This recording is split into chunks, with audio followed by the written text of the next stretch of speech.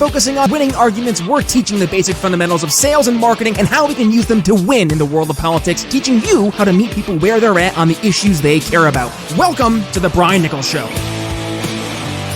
Well, happy Monday there, folks. Brian Nichols here on The Brian Nichols Show, and thank you for joining us on another fun-filled episode. I am, as always, your humble host, and today we're going to have a good one with a good man, and that's going to be a guy who's running for Congress down in Alabama. But before we go there, I want to go ahead and give a shout-out to today's sponsor, and that is Young Americans for Liberty. Folks, please, if you have the itch to go ahead and try to help make liberty win, well, I do have a great opportunity for you. Head over to briannicholsshow.com/y'all, where you can join our amazing friends over at Young American for Liberty and their amazing push for Operation Win at the Door. You want to go ahead starting, this past week, September 1st through November 8th election, housing, gas, completely covered by Young Americans for Liberty, $2,800 a month. And these are folks who are actually getting real liberty warriors into office, whether it's in states like where I am, Indiana, concealed carry. They're bringing principled libertarians and principled liberty leaders, regardless of the political letter next to their name, into office across the United States. So you want to get involved, head over to briannicholsshow.com/YAL and go ahead and get your signups all registered over there. One more time, briannicholsshow.com/YAL. They're doing amazing things. Had a great time down at Young Americans for Liberty Revolution 2022 back in the beginning of August, and they're doing amazing things. So if you want to get involved one more time, briannicholsshow.com/YAL. Really excited to have Young Americans for Liberty here as a sponsor on the program this month. Folks, with that being said, welcome to the program. Looking forward to digging into things. And with that, looking forward to having a candidate on the show. And that is one candidate who's running for office down in Alabama as a big L Libertarian, Gavin Goodman. Welcome to the Brian Nichols Show. Hi, Brian. Thanks for having me. Absolutely. Looking forward to having you on the program. And Gavin, definitely looking forward to giving you a chance to talk about having, that big L next to your name. But before we get there, let's go ahead and introduce you first. I was doing some digging. It turns out you're from the great state of New York, just like yours truly. And you found yourself down in Alabama. So there seems to be a fun journey there. Talk to us. How are things looking in terms of where you ended up in New York State, all the way down in Alabama? Well, like many New Yorkers, I was not very happy with the political landscape. My father's a defense contractor, and he had been in and out of the city of Huntsville, which is a NASA city. And he said, "Oh, you're going to love Huntsville. You got to come and check it out." So 8.5 years ago, I moved down here and haven't considered leaving yet. But yeah, it's been a wild ride that got me here. I came to run a brewery, ended up forming my own marketing business, and got involved with the Libertarian Party and haven't looked back since. Awesome. Well, and let's talk about that, because right now, and I've been having this conversation with folks over the past 4.5 years, there has been a growing sentiment of there needs to be something different. And it's not just a matter of something being different, not just another choice out there, but more so there has to be a true, better, different way of doing things. But better, it has to be better. And folks have been looking for what is that better alternative. And I've been leading for a while now that I firmly believe that libertarian, small L libertarian ideas, they bring the best chance for us, not just as individuals, but as a collective. I know we don't want to talk about collectivism, but no, truly as a people, one earth, if you will. When I get all kumbaya, that's a chance for us to actually get the most prosperity on the table, is to embrace the ideas of personal liberty, embrace the ideas of non-aggression. And with that, we see people live this way naturally, not hurting people, not taking their stuff. Now, there are always exceptions to the rule, and it's our constant battle to fight back against those exceptions. And with that, getting people on board with our ideas. So talk to us. Gavin, you've been going through and you're reaching out to people specifically as a big L libertarian. What's been the feedback you've gotten? What are people saying when they're hearing your ideas presented with a libertarian message behind it? It's so incredibly positive. I can't even begin to tell you. Though people might not know the word libertarian, they certainly understand the policy. And we like to say that in Alabama, we are policy over politics. We're willing to negotiate and work with establishment politicians if they are limited government and liberty leaning, to try to find common goals. Not many of those in Alabama, I'm afraid, though. And when we get out there and we're talking to voters, what we're finding is most of them are so tired of the establishment. They're so tired of the story that they've been sold for years. You know, the solution to their problems is just give the government more power and money, and don't worry, we'll make all your problems go away. So when we're really digging into the issues, we're talking about legitimate, principled solutions that every libertarian can get behind, and it's working. The statement that I like to say is liberty works, and we just have to show people, and that's what we're doing here in Alabama. Love to hear it. Well, let's talk about some of the top issues that folks down in Alabama are bringing to you, because I'm seeing it, right? I moved from Pennsylvania out here to Indiana, and state by state, the things that are impacting people are unique in many cases. And I know from being in Philadelphia to where I am now, I'm so glad to have the issues I have today versus the issues I was having out there on the East Coast. But talk to us. What's been going down in Alabama, and what are folks talking to you about?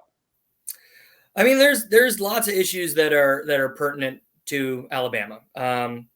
You know, the medical freedom, that's a big one. And you know, that ties into both the abortion issue as well as COVID vaccines.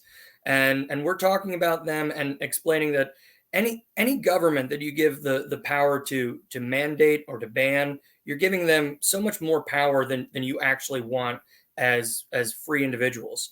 So we have that discussion. We also talk about issues of regulation. Regulation can lead to some real problems, and when we talk about promoting free economy, and the real issue in Alabama is cronyism, corruption, and fraud. Alabama was just named the third most corrupt state in America. Wow. And the people in Alabama are very aware of it, and they don't know how to solve the problem.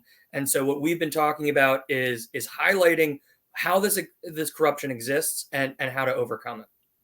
Corruption, it runs rampant in both parties, right? And this is something I think why folks have been reaching out to an alternative to find some different way of doing things, because they see in all of the leading two political parties, there's corruption, whether it's, I guess, in your state of Alabama, which I didn't realize, third most corrupt, all the way back to both our home state. I mean, man, we grew up there with Sheldon Silver as the state assembly speaker, who was as corrupt as the day is long. And he ended up, I think he's in jail currently for a lot of the corruption issues that were underneath his administration. And that doesn't even touch the governors that we've had, ranging from Elliot Spitzer to all the way most recently Andrew Cuomo. So with that being said, yeah, corruption definitely runs high on people's concerns.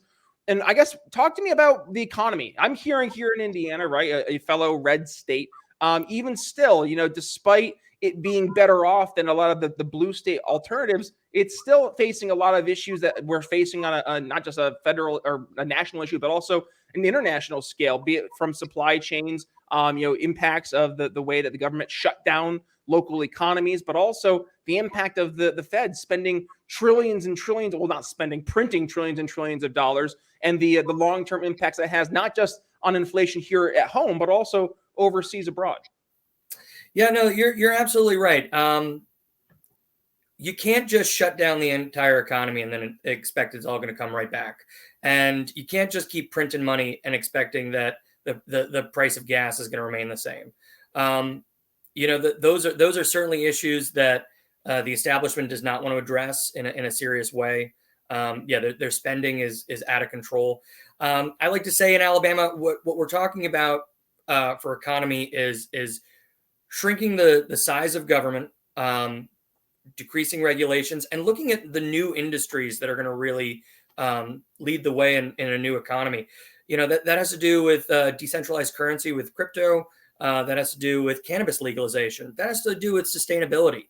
I'm a huge sustainability guy. It's one of my main platform planks. I worked at a wind turbine company right after college. The government is the problem for why sustainability and that industry is not thrived, because the government chooses winners and losers. Yep. They want to subsidize certain technologies and let other technologies fail, when the free market should be the one that's deciding what is the best solution. And people should have the right to be personally responsible for their own energy production and consumption. So the issues are all over the place. It's all encompassing. And so that's why when we're talking about change, we're talking about it at a really fundamental level. But I like to say, libertarians, we like to talk a lot about like tearing stuff down, but you can't talk about breaking something if you don't have a plan for fixing it. So we've been talking a lot about fixing things, and what do we really need to talk about? And it's putting more control back in the hands of the people. Initiative and referendum is a huge issue for us here in this state, giving people more power. But then the main issue for us as well is ballot access. Alabama has the most restrictive ballot access laws in the country, and we have managed to overcome one of the largest hurdles that any state affiliate has to overcome. We had to produce nearly 80,000 valid signatures to get on the ballot, and it's the first time the Libertarian Party has done that in 20 years here in Alabama. Wow! Congratulations. That's quite a feat. Thanks. Yeah, for sure. Like that's a big deal, and I don't think folks realize how much of an uphill battle not just the Libertarian Party faces, but just across the board, any candidate outside of the traditional two-party system. It's a nightmare. We're seeing this up in New York right now with our friend Larry Sharp. He's been facing an uphill battle nonstop from what they've been doing from a balloting issue up there. And that's just the tip of the iceberg when it comes to the corruption, again, in New York State. But going across the board, it doesn't seem to be any state in particular. We always seem to have an issue with, like here in Indiana. I know, for example, one thing we're always facing as a challenge is straight ticket voting. And yet, for somehow, we still were able to get 12% in a governor's election back in 2020, namely because we had one candidate who was running saying the lockdowns need to end, and that was the Libertarian candidate in Don Rainwater. So let's quickly, if we could, go that route towards, because I know people are tired of talking about the lockdowns, but here's the reality, folks. This isn't going away. I was just scrolling through the news this morning. I already see some of these blue cities already promoting the idea of enforcing some maybe not lockdowns, but maybe some restrictions here and there, especially when it comes to masking and social distancing, of course, because trust the science. TM. Gavin, talk to us. What's been the response from folks down in Alabama in terms of the lockdown, not just from the societal standpoint, but also from the economic standpoint? Well, let's talk about some of that money that came in to support Alabama, and then our governor took it and threw it into a corrupt prison system. The problem in Alabama when it comes to lockdowns is that it completely goes against what makes sense. Alabama's a rural state. Locking down the state doesn't make any sense. We all know that the mask mandates kind of completely went against the science, and they hid the information. In Alabama, I don't expect to see another lockdown. But yeah, it was not well received by the left or the right in this state, and it was dramatically pushed. There was a dramatic pushback, and the Libertarian Party. I mean, we stand against mandates. If you choose to wear a mask, that's your business. If you choose to stay at home, that's your business. And I also support an economy that it makes sense where some jobs can go remote. I mean, in my city of Huntsville, where it's, majority defense contractors, most of them are still working from home because they've seen an increase in productivity and a decrease in cost. That's how things are supposed to work. So, silver lining, but lockdowns. Alabama, we're not really talking about them because it's not an issue. We don't expect it to become one again. Yep. And that's a good thing, right? And I get in a little heated back and forth with some of my libertarian friends because, objectively speaking, right, there is, and you and I are testaments to us. There is a reason we are both in red states versus in blue states, and I think not acknowledging that elephant in the room, it doesn't do us any good service when we're going out and speaking to your average voter, because we have to acknowledge that elephant in the room first. Like, yes, objectively speaking, that's why we're here. But, and then in your case, we can get things better. We want to get things not just in the state of being perpetually okay, but rather we want things to actually progress towards good. And in this case, we see that progression being going back more towards what we know works, and that is the embracing of individual rights. So one thing we've seen being a big infringement on individual rights has been economic uncertainty. And we see this really being pushed from the top down, it seems, over the past few years, especially with the Fed printing trillions of dollars. And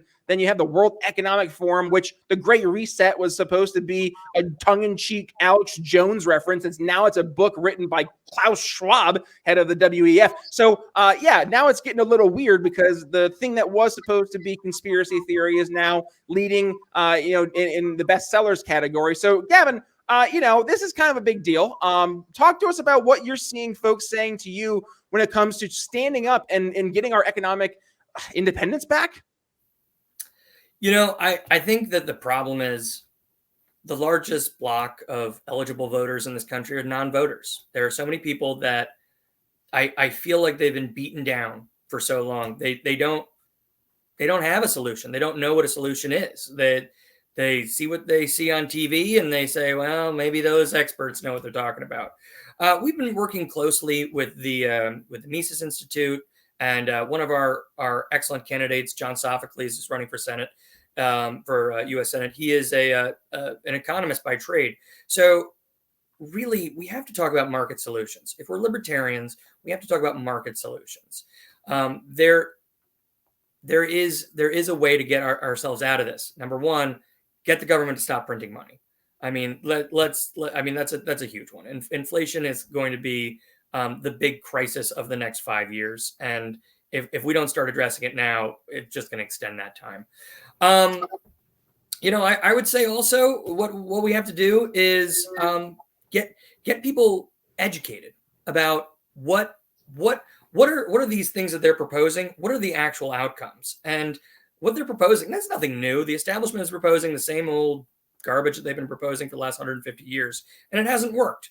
So we need to show them that there's new ways to solve these problems. All right. Well, folks, if you're enjoying today's episode, by the way, folks, I'm going to ask you, please do me a favor. Make sure you go ahead and give today's episode a share. And by the way, go ahead and give Gavin some love as well. We're going to get social media at the end. But Gavin, as we are getting towards the back half of the episode, I'd be remiss if I didn't ask about the future, right? And you talked about this earlier. Folks don't just want to hear the problems. They want to hear the solutions. They want to hear what can we do to actually make things better. So let's talk about the future and where a pro-liberty future would actually bring us. What would that look like? So let's just say, the tides all go in libertarian favor this election season in 2022. What would be some real wins we could see, some tangible wins? And maybe it doesn't have to be just strictly big L libertarians. It could be pro-liberty folks winning across the country. What do you see as some wins we can have for liberty moving forward?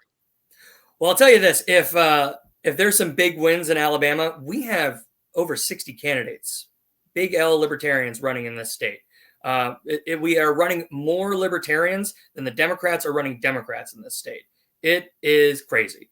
Also, of those 60 plus candidates, 50 are running in two-way races. Either I think 43 are only running against a Republican, and the rest are running only against a Democrat. Without choice, you can't have liberty. So let's say we do see some big wins. For us, a big win would to get a lot of these candidates elected, get them in office, start deregulating, start proposing legislation that's going to promote liberty and freedom. But another one is to retain ballot access. One of the other stipulations after that 80,000 signature mark that we had to hit was we need a 20% in a statewide race to retain ballot access with party status, or we got to go back to the beginning and spend another $250,000 to get back on the ballot. I would like to see that not happen. I'd like to see us not have to spend that money and retain ballot access. If we can start seeing the tide turn with liberty, I've always said tomorrow we're not going to wake up to a libertarian revolution. It's not going to be 100% libertarian in every seat, but if we can start to take slivers of seats and we can start talking about our positions and our policies, and we have to be the filter of liberty, we can cut the pork out of legislation. We can make sure that the government is doing its vital role of protecting liberty. And I think that we're actually going to see some really big wins in Alabama. I encourage everybody to go to votelibertyalabama.com, learn about our 60 plus candidates. Maybe donate some money. That'd be nice. It's the thing that keeps us going. more and more people are recognizing that the establishment does not have their best interests at heart. They have been misled, and that's on the left and the right. And, I call it my upside down bell curve. You got the people on the left, you got the people on the right, you got the authoritarians on the top. But I think most Americans are centrist libertarians. They want to leave their neighbors alone. They want to provide for their family, and they want to see prosperity in their communities. So that's what we're going for. It's never going to be flick a switch, but the progress that we're making as a collective, as a party, as a community, I'm seeing tangible changes, and they are going to start taking us seriously. We're not just the silly third party, and libertarians are not fighting for a 3-party system. We're fighting for a system where voices can be heard across the spectrum. The problem with the establishment is they want to silence any third-party voice, any minority voice. So we need to make sure that all voices are heard, and that's what we're fighting for. Well, folks, if you are finding some value from today's episode, I'm going to ask you to do me a favor. Please go ahead and give Gavin's campaign some love. Yes, we'll include all those links in the show notes. And now it's time for some final thoughts. And I'll start things off because, we talked about going back to the root of all of this. Where's it come from? It comes from a lot of the problems of the Fed, ultimately. So you want to go ahead and show folks where the pain and sufferings come from? Head to briannicholsshow.com/shop. And grab your Magic Money Tree shirt. So if you haven't checked it out yet, here it's on screen for our YouTube watcher. We got our Magic Money, actually, by the way, YouTube and Odyssey, if you didn't know that. So we've got our Magic Money Tree, which is in fact the Fed with all of our dollar bill trees, our Magic Unicorn and Leprechauns. And folks, you can get this in a variety of colors, white, black, I don't even know what color this is, purple-ish. I know there's a heather gray. I didn't know that was a color. If you want to go ahead and grab your color varieties here of the Magic Money Tree shirt, head to briannicholsshow.com/shop. Because at the end of the day, I think humor makes people ask more questions, or at the very least, if they can laugh at what they're experiencing and they can understand the concept behind it, it helps us out. So get people to laugh. So Magic Money Tree helps there. That's my final thoughts. Gavin, final thoughts for the audience today. No, you're totally right. Liberty is fun. And this shouldn't be, doom and gloom all the time. We have a lot of fun in Alabama. Last year for our convention, we did an outward-facing event called Legalize Freedom, all about cannabis legalization. We had Afro Man come. We had Spike Cohen on stage talking about this. We had an amazing time. And, I'd be remiss if I didn't say, check out some of our candidates like Ruth Page Nelson running for lieutenant governor, Portia Shepard running for Alabama Senate, Jonathan Rios, someone else running for Congress here in Alabama. These are some great candidates, and we're getting the message out, and people are listening. Look at some of the press that we've got in Alabama. Every article that comes out, we are taken seriously, and they're excited that there's choice. More and more people are aware that the establishment, they've got this game rigged. They've divided the lines. They've already given up seats. They've abandoned the field in places. And libertarians and other third parties getting out there and bringing awareness. It's fun. It's exciting, and we're making change. So yeah, it's a great time to share some liberty. And folks are out there right now asking questions. There's an open market, and I think that's the most important thing. And frankly, that's what we've been talking about here in the program. That's why what we're talking about from a sales and marketing perspective are so important when it comes to addressing political changes. And folks, if you want to go ahead and be a part of the mission that we have here at the Brian Nichols Show, well, there's two things you can do. Option A, you can head over to briannicholsshow.com/support. Either number one, become a monthly supporter, $5 a month. You can be one of our super fans over on Patreon, or number two, make a one-time PayPal donation, $5, $20, $100. I don't care, whatever you can do. Every little bit goes back into the Brian Nichols Show to help us keep on having amazing folks like Gavin here on the program, where we can talk about the effective solutions that we have, bringing those to the table. And how do we do that? By meeting people where they're at on the issues they care about, and folks like Gavin who are going out and actually leading the charge. Folks, if you enjoyed today's episode, please do me a favor. Go ahead and give it a share. When you do, please go ahead and give Gavin a tag, and yours truly as well at B Nichols Liberty. And by the way, folks, if you want to go ahead and check out the rest of all 575 other episodes of the Brian Nichols Show, all you got to do is click the little artwork in your podcast catcher. It'll bring you right over to briannicholsshow.com, where, yes, you can find today's episode with Gavin, plus all 575 other episodes. all the transcripts for all the other episodes. And by the way, you'll also find links to our YouTube and Odyssey channels. When you're over there, give those a subscribe, a little notification bell, hit that so you're not missing a single time we go live. But with that being said, folks, that's all I have for you. With that being said, Gavin Goodman, thanks for joining us here on today's episode of The Brian Nichols Show. We'll see you tomorrow, folks. Thanks for listening to The Brian Nichols Show. Find more episodes at briannicholsshow.com.